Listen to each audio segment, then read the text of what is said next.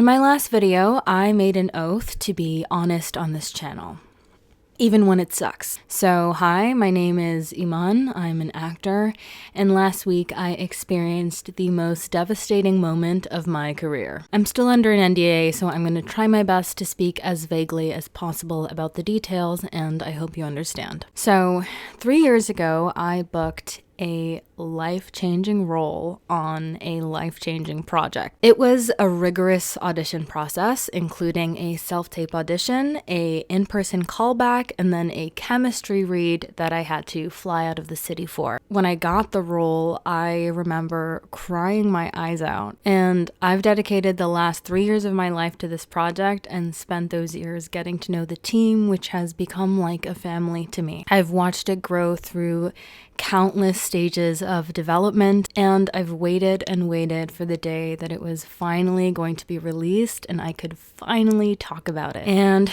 this week I found out through the internet that the project has been canceled. What happened was my brother reached out to me on WhatsApp and sent a text asking if I was okay, and I was like, yeah, I'm okay. Why wouldn't I be okay?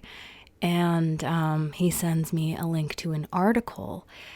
And that's where I read that it has been shelved forever. I was just in total shock. Just last month or 2 months ago, I had filmed marketing for this project. Everything had been running smoothly, and that was the last that I had heard. And we were all really looking forward to it being released this year. So it felt like an emotional whiplash to suddenly find this out in such a random way. When I initially booked this role, what it said to me was that all the sacrifices that I had made, going against my parents' advice and pursuing my dreams, all the heartbreaks I had along the way, all the close calls, all the rejections, they finally had added up to something. It felt like an affirmation that, yes, I have talent. Yes, the industry can make space for me and see me as the full person that I am and not just a stereotype. I said no to other opportunities during this process. I broke my foot and continued to come to work and act because it just meant so much to me.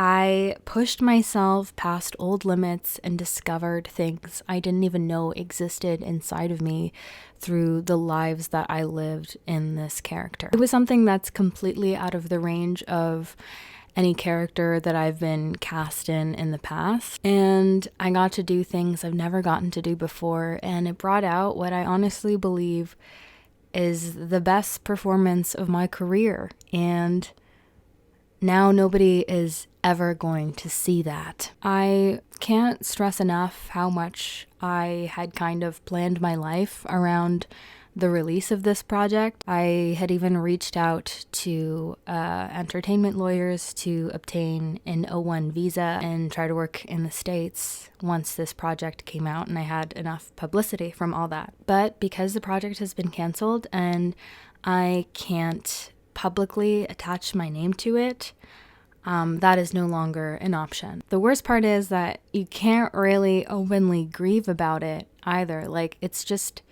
as if it never existed, which is a hard thing to kind of wrap your head around when it's been your life for so long. As a Canadian Pakistani woman, this is especially heartbreaking when the roles that are available to me are already so scarce. Some people, in an effort to cheer me up, will want to say, "You're so talented, just wait until the next big thing comes around." And what they don't realize is how diminishing that can feel when it feels like I'm so unplaceable in casting. Being South Asian and being a Muslim are not very popular things in media right now. I happen to be both, and it kind of feels like being near the bottom of the diversity food chain at the moment. The only known Pakistani actress that I can name in Western media is Iman Vellani, who plays Kamala Khan in Ms. Marvel. That's after thinking really hard.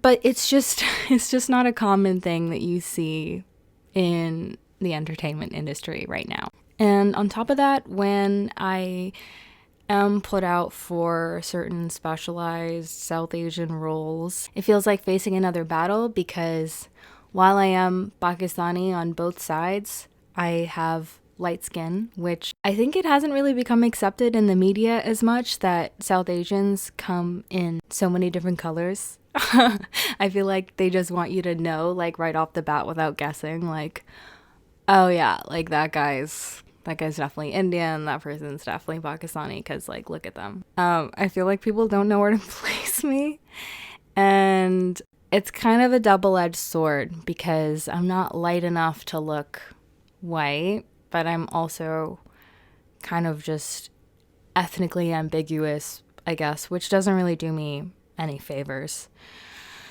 So, and I'm not saying this is the only reason that I haven't achieved all my goals after just 10 years in the industry, but it is true that I have to work twice as hard as non-marginalized actors just to find space for myself in the industry. So when you have put so much work into just getting a seat at that table and then it's kind of pulled out from under you, it really sucks. It's an upward battle, and it's going to continue to be that way. And you thought you had your foot like in a ledge finally, and suddenly it's crumbled, and you have to start again. And it's just as steep as it was before. So, yeah. I think when projects like this get canceled, it's pretty easy for audiences to just assume that it was probably bad anyway, but I can say that very often, and especially in this situation, that's simply just not the case. Sadly, the entertainment industry is not really just about entertainment, it's about guaranteeing a cash flow. And that means making decisions that treat people's lives as collateral damage and art as disposable content. I'm not the only person that this decision affects. And it's a really sad thing to see the aversion to risk in the entertainment industry. It snuffs out the audience's opportunity to experience fresh creative ventures to respond to something daring because we've just assumed their disinterest before they've even had the opportunity to react for themselves. And at times like these, it feels like marginalized stories are the first to be cut because they're deemed non-essential. It would become easy to become bitter in this situation, but the only result that would end up in is hurting myself and the people around me because negativity is contagious. And on one hand, it feels silly for me to be hurting over this when we're seeing countless atrocities occurring every day around the world. In the grand scheme of things, I am okay, I am fine, but the truth is, I'm grieving a huge part of my life, my past, what was my present, and what I thought was my future. And now I have to kind of figure out how to hold on to that grief without letting it change me for the worse. So I'm here to acknowledge that yes, projects getting shelved is part of the industry. Yes, it's crushing when it happens. Yes, the result disproportionately affects marginalized artists. And despite all that, I will keep going. I remember one of the reasons I started this journey is because I didn't see people that looked like me in the stories that I consumed growing up. And there's still a lot of work to do. But backing down and giving up would be accepting that the entertainment industry is incapable of making space for people like me. It would be bowing down to the barriers in place and saying, you win. It would demand choosing cynicism over hope. And now maybe that hope has become fused with defiance. This project existed, even if the world never got to see it. So many talented artists devoted countless hours of their lives to make this happen. And that doesn't just disappear. It'll be in our hearts forever, as freaking corny as that sounds. And this project taught me what I'm capable of. It showed me true joy, passion, kinship, artistry. Those things I'm going to keep with me forever. Those things will serve as the flame to keep me going. I don't know what's next. I'm currently unemployed on top of not having any acting jobs in the near future. I am leaving this apartment soon, and I am now starting from scratch with all this kind of blowing up recently. So I feel very lost, and it kind of feels like a lot of things are falling apart right now. But what I do know is that the most powerful thing that I can do is to continue to fight and continue to make my voice heard. So that's what I'm doing. So here is my call to action to you, if you're watching this. If this industry is built on risk aversion, then choosing to support artists like me is defiance. So be defiant. Don't scroll past stories like these.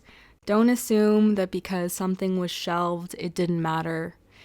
It mattered to the people who made it. If you believe that marginalized stories deserve to exist, not as diversity slots, but as fully realized art, then stay, subscribe, share the video, leave a comment, because the only way that these stories survive is if our audiences demand them. I'm not done, and I'm not giving up.